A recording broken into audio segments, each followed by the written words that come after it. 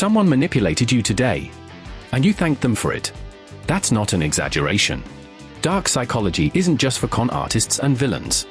It's being used by co-workers, advertisers, and maybe even your closest friends. Sometimes without them even realizing it.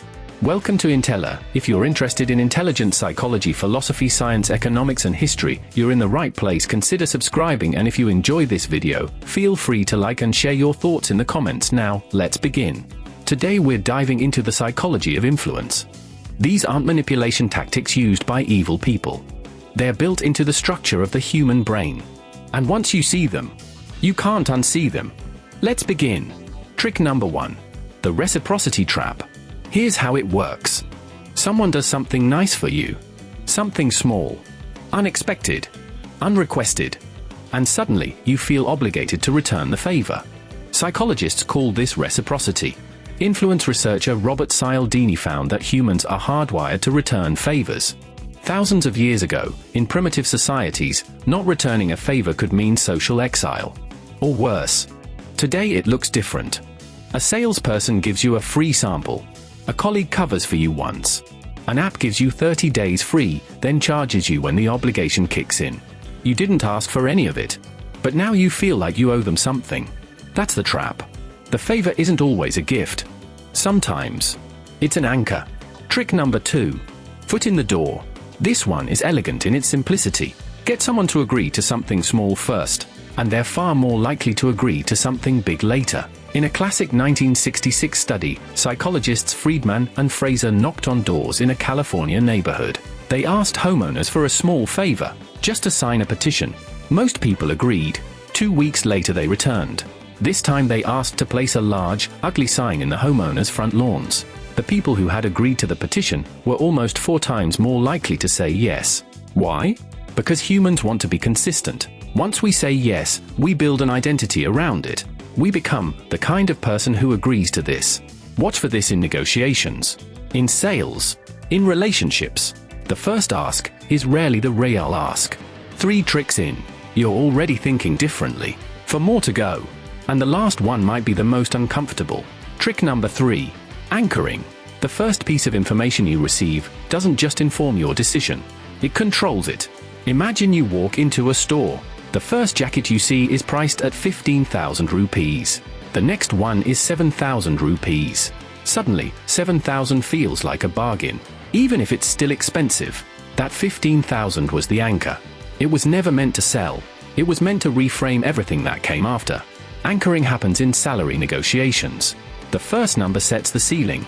In arguments, the first accusation shapes how evidence is evaluated. In first impressions, the first thing someone learns about you colors everything else. The fix is simple, but uncomfortable. Ask yourself, was my starting point chosen by me, or chosen for me? Trick number 4. Social proof. Humans are tribal animals. When we don't know what to do, we look at what other people are doing, and we copy it. Psychologist Solomon Asch ran a famous experiment. Participants had to match the length of a line to 3 other lines. Simple, obvious. But when the other people in the room intentionally gave the wrong answer first, about 75% of participants gave the wrong answer too, even when they could clearly see the right one. Social proof isn't just peer pressure. It's 10 million users can't be wrong.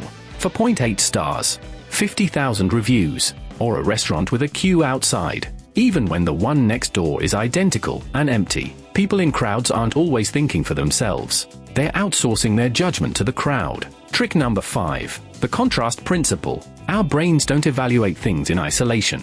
We evaluate them in comparison. If you hold your hand in cold water for 60 seconds, then put it in room temperature water, it feels warm. The water hasn't changed. Your reference point has. In real life, a mediocre job offer feels incredible if the previous offer was terrible. An average partner feels extraordinary after a toxic relationship.